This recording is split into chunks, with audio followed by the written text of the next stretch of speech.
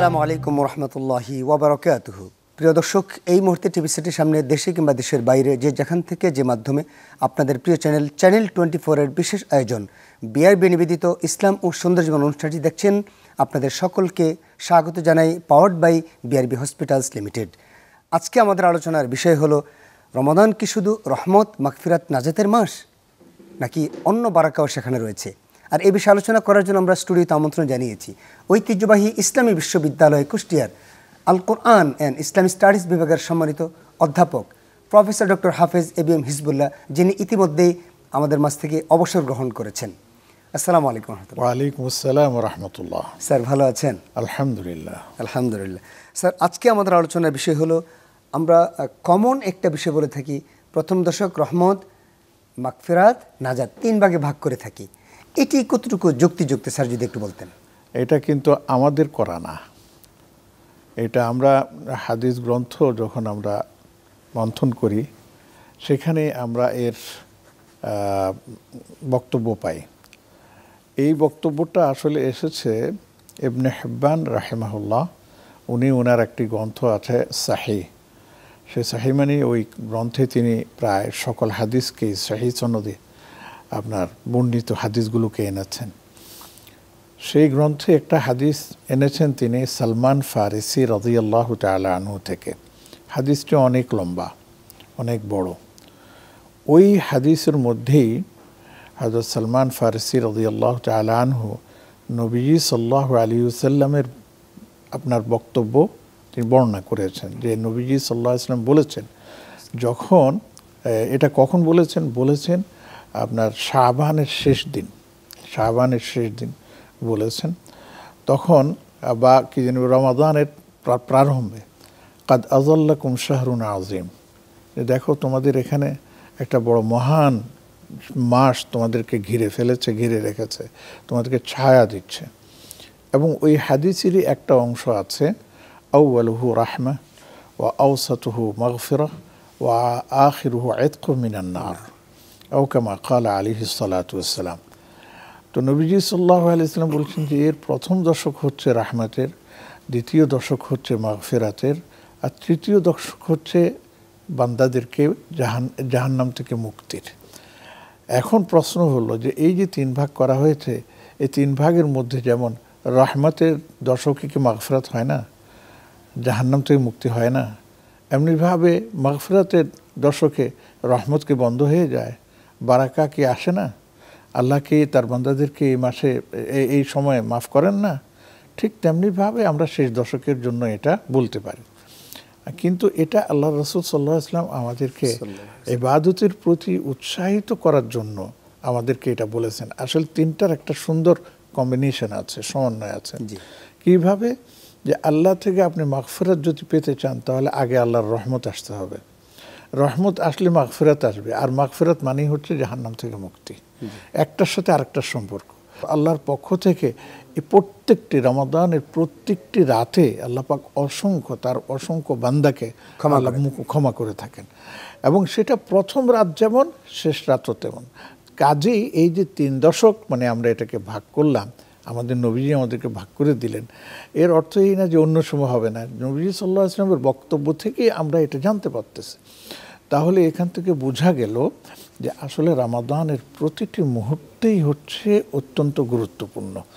শুরু থেকে শুরু করে একবারে শেষ মুহূর্ত পর্যন্ত প্রত্যেকটি সময়, প্রত্যেকটি আপনার কি যেন ক্ষণ আল্লাহ রাব্বুল আলামিনের রহমত দ্বারা পরিপূর্ণ, বরকত দ্বারা পরিপূর্ণ, মাগফিরাত দ্বারা পরিপূর্ণ, আল্লাহর পক্ষ থেকে বান্দাকে মুক্তির দ্বারাও পরিপূর্ণ। আল্লাহ পাক কিভাবে এটাকে যে আমাদের জন্য দিয়েছেন আমরা সেটা বুঝতে অক্ষম, সেটা আমাদের দোষ। সেটা নবীজি সাল্লাল্লাহু আলাইহি ওয়াসাল্লামের উপর কোনো রকমের কোনো অভিযোগ আসবে না, কারণ নবীজি তো বান্দা, তার উম্মতের জন্যই তার জীবনটাই ব্যয় করেছেন, ওয়াকফ করেছেন। জাযাকাল্লাহ স্যার, আপনি খুব সুন্দর করে বলেন। আমরা ছোট্ট একটি বিরতিতে যাই, বিরতির পর আপনার কাছে ফিরে আসবেন ইনশাআল্লাহ। প্রিয় দর্শক, আপনারা দেখছেন বিআরবি নিবেদিত ইসলাম ও সুন্দর জীবন অনুষ্ঠান powered by BRB hospitals limited. ছোট্ট একটি বিরতিতে যাচ্ছি, বিরতির পর ফিরে আসছি। আশা করছি আপনাদেরকে বিরতির পর পাবেন ইনশাআল্লাহ।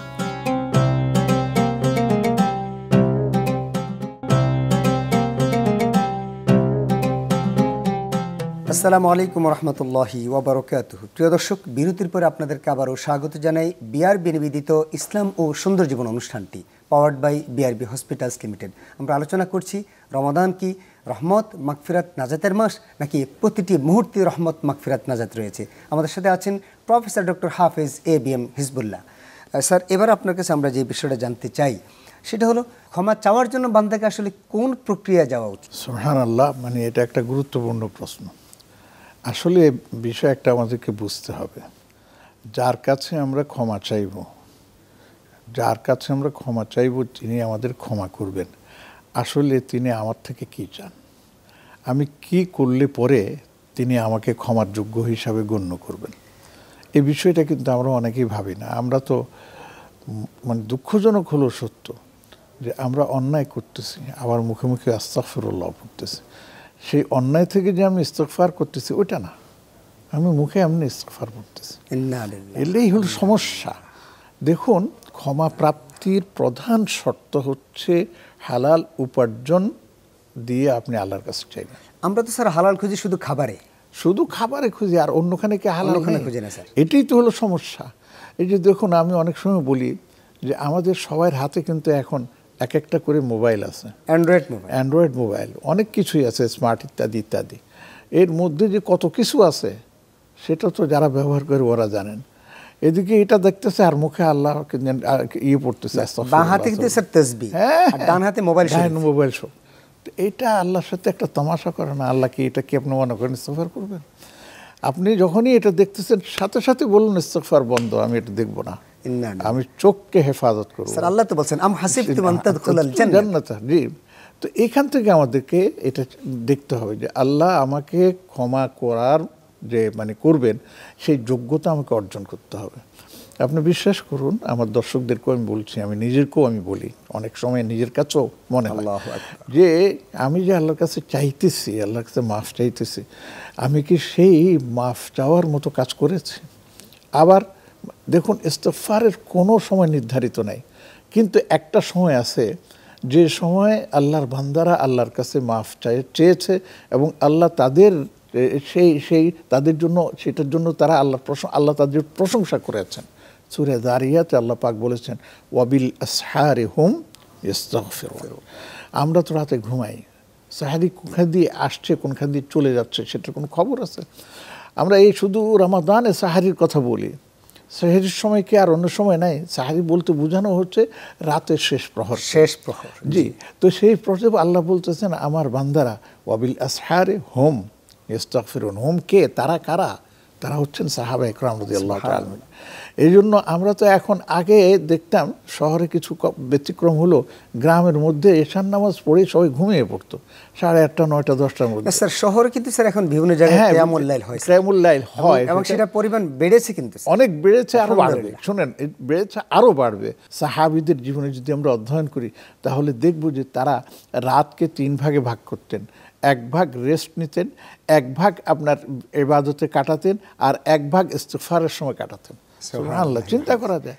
এই যে নবী সাল্লাল্লাহু আলাইহি ওয়াসাল্লাম যে দাঁড়াতেন, পাগুলো ফুলে যেত। এমনি আমরা কতক্ষণ দাঁড়াই? 5 মিনিট 7 মিনিট না দাঁড়াইতে মনে হয় যেন আর দাঁড়াতে পারছি না, পিছন থেকে তো কাশি শুরু হয়ে যায় মুসল্লিদের। অনেক কিছু, আল্লাহ মাফ করুক। আল্লাহ আমরা সেদিকে যাচ্ছি। স্যার, জাযাকাল্লাহ। স্যার, আপনি খুব সুন্দর করে আমাদেরকে বললেন রমাদানের আসলে প্রতিটি মুহূর্তে হলো রহমত মাগফিরাত নাজাত সহ ইত্যাদি গুণগুণ সবগুলা বান্দা যেভাবে। স্যার, আল্লাহ আপনাকে সুস্থ এবং নেখায়াত দিন। আমিন আমিন। প্রিয় দর্শক, বিআরবি নিবেদিত ইসলাম ও সুন্দর জীবন powered by BRB hospitals limited আজ এই পর্যন্ত আমরা চেষ্টা করেছি রমাদানের প্রতিটি ক্ষণ একটি ইমানদারের কাছে হীরামণি মুক্তার মতো, প্রতিটা মুহূর্তে যেন যায় আমার আল্লাহর নিকটবর্তী হওয়ার কাজের মধ্যে, প্রতিটা মুহূর্তে যেন যায় আমার আত্মশুদ্ধির মাধ্যমে, প্রতিটা মুহূর্তে যেন যায় আমার তাকওয়া অবলম্বনের মাধ্যমে। প্রতিদিন আমি ডে বাই ডে আমি ডেভেলপ করবো আমার নিজেকে, ডে বাই ডে আমি আল্লাহর নিকটবর্তী হতে থাকবো। আসুন না প্রিয় দর্শক, আল্লাহ আমাদেরকে তৌফিক দান করুন, আমরা যেন আল্লাহর প্রিয় গোলাম হতে পারি, প্রিয় বান্দা হতে পারি। এই প্রত্যাশায় শেষ করছি আমাদের আজকের অনুষ্ঠান। আসসালামু আলাইকুম ওয়া রাহমাতুল্লাহি ওয়া বারাকাতুহু।